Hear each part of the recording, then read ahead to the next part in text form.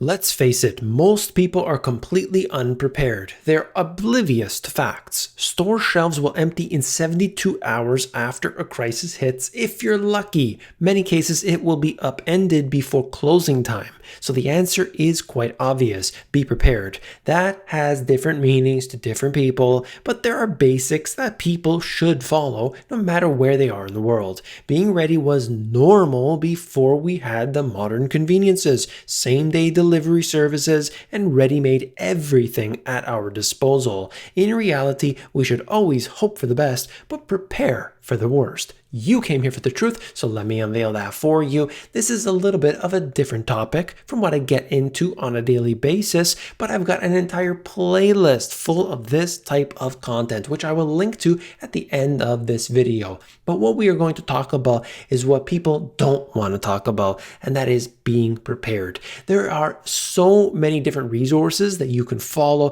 that you can get into, and this goes into many different topics. Usually I'm looking at specifically the financial aspects, but there's more to it than that. And that's why on occasion, I want to get into some of it. Now, you can take advice from one person or another, but there are always kind of the basics that people should be following, and from there you decide what you want to do. I'm going to show you what people have been doing, the actions that they have been taking. You take from the failures of others, see how that ends up, and then try to basically make a situation that in your life hopefully will never occur because you're learning from others' mistakes, perhaps even your own. And in this case here, I'm going to break down as much as I can in this video, and we're going to learn where people are going, the actions that they're taking, and then hopefully take from that and make use of it. So let's begin. You're used to going into the grocery store and seeing this. Full shelves, everything is stocked up, nothing to worry about. But then you've got a Katrina that happens, or you're in California and the fires are happening and everything is tossed upside down. Everything that you used to have is suddenly not there. The most basic things, bottles of water, are no longer available. So you need to take the steps today to make sure that if there is a situation, which could basically happen anywhere in the world, that you'll be ready. There are power outages that occur for days and days on end in places where normally, you've got million-dollar homes, you've got all the modern conveniences, and yet suddenly you don't have power. What do? Well, some individuals are ready and waiting for these type of events to occur. They'll do just fine, but the vast majority are not. And with just a few simple things, they can actually do much better.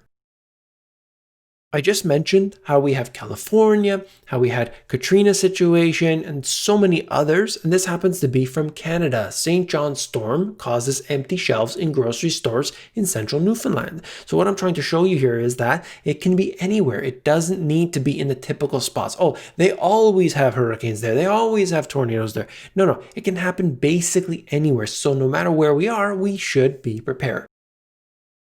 Prices have fallen from summer peaks. Meat prices in the Chicago metro area were 15% higher in June compared with last year, but with fewer promotions, grocery bills are still higher. So when we have events like this, there can always be the result of higher prices.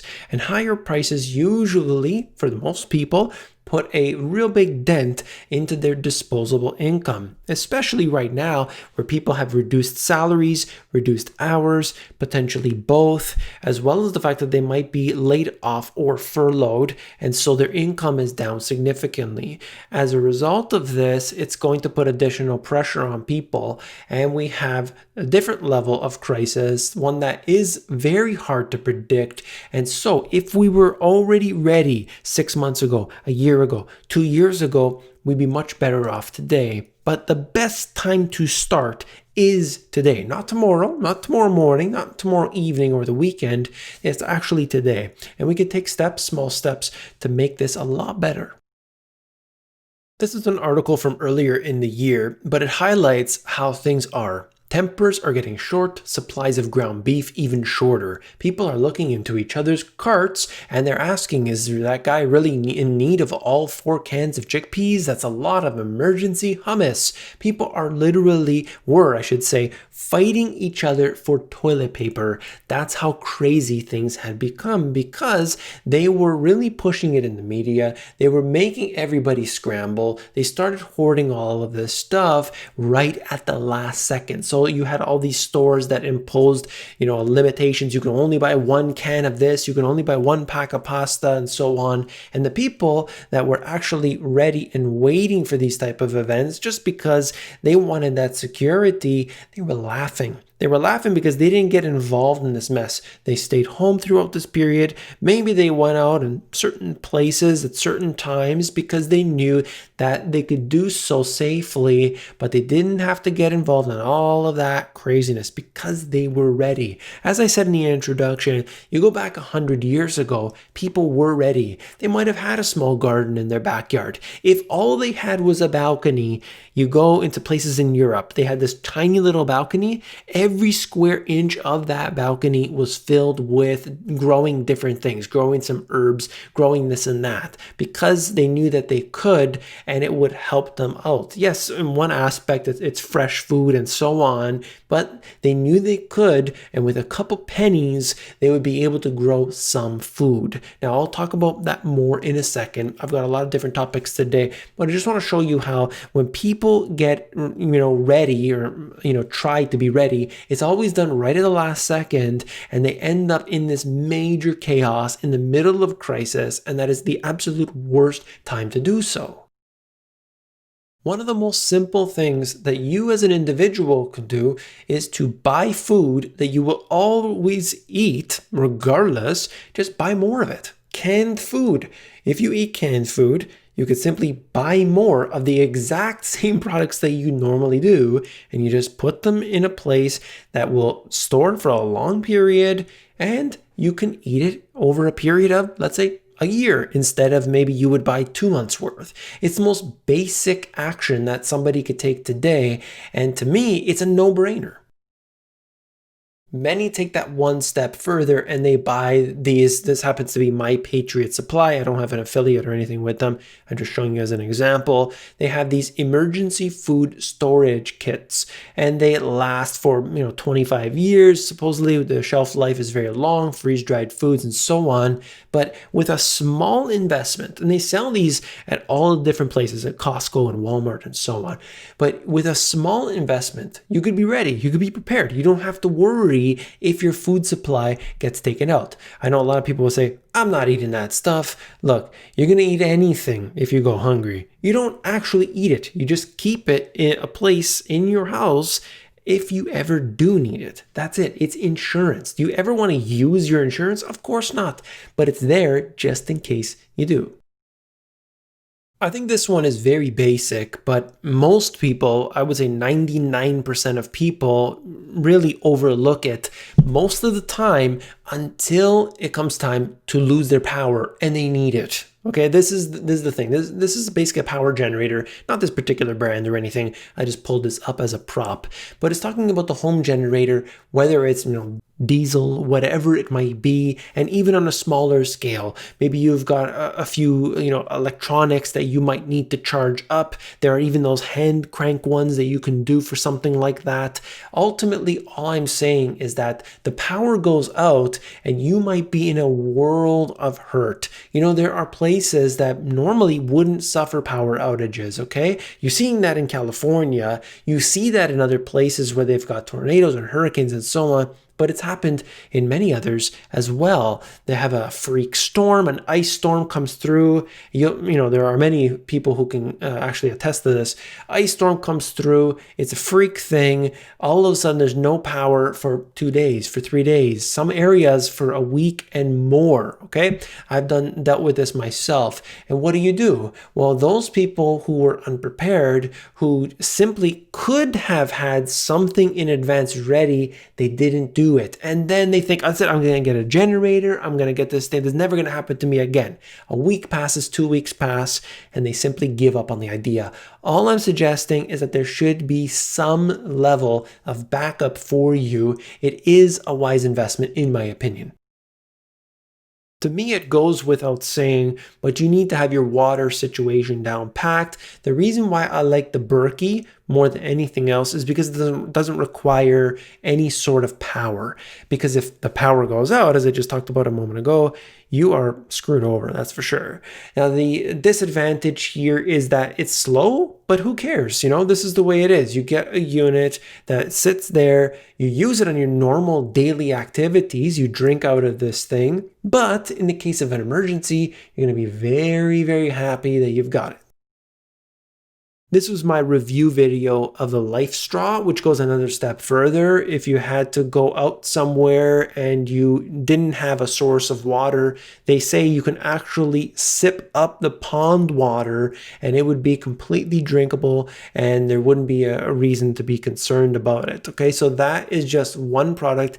I personally, in my opinion, I think everybody should have one because it's so cheap and yet it's so readily available, and you just throw it in the cupboard and you can forget about it. You put it in your car if you need one, wherever it might be, but just having one or more at your disposal is, something that I think everybody should really invest into.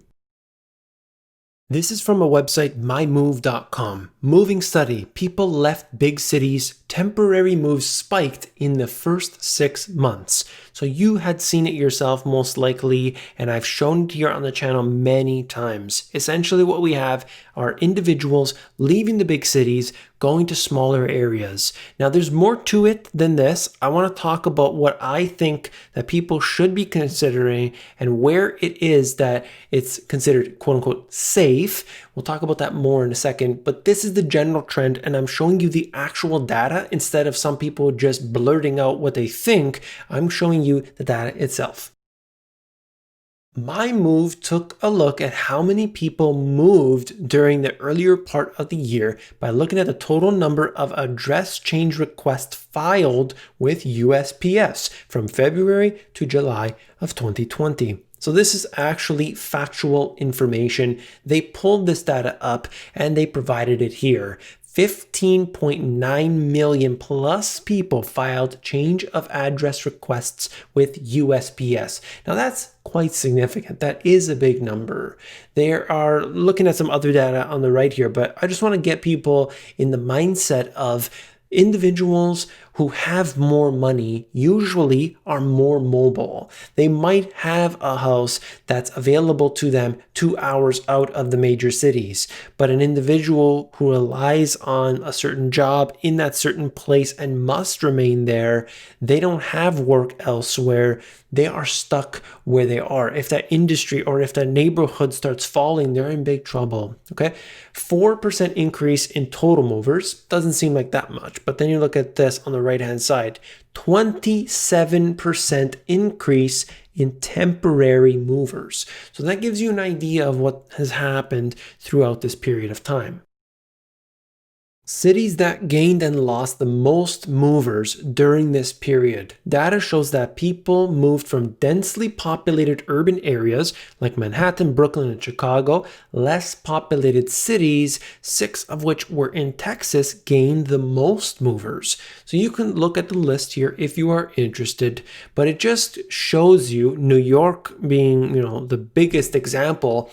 People fleeing, but where are they going? Yes, it shows you here that Texas clearly gained in terms of the individuals, but what was going on here? Why were so many people leaving New York, Brooklyn, Chicago, and going to Texas? Is that the case? Well, let me show you something else. People left packed urban areas for smaller cities and suburbs. So when you actually break it down, and I think there's one more chart I'll show you in just a second, it gives you an idea of what people were doing during this crisis. Now, there might be something else that comes along later and people respond differently, but it gives us some insight, and we use the data to make smart decisions for ourselves, to prepare, to plan in advance, okay? And you could see bottom left corner, Los Angeles. From LA, they're moving to these different places. If you look at Chicago, moving to these different small areas, much smaller, less densely populated. Same with New York, San Francisco, and so on. Now, people with money, they might be going off into these cottage type areas. They might be going into their second homes. But other people are moving simply to get away, and they're saying, well, I'm allowed to work from home now, so I'm just going to move to this different city. And when they do that, it changes a whole bunch of different dynamics as a result. Top 50 cities that gained movers during this time period and the top 50 cities that lost movers. So here you can just have an idea how it is output here on this map. I'm not going to get into all of them for you, but you can see it for yourself. I think it's pretty clear. It's pretty obvious.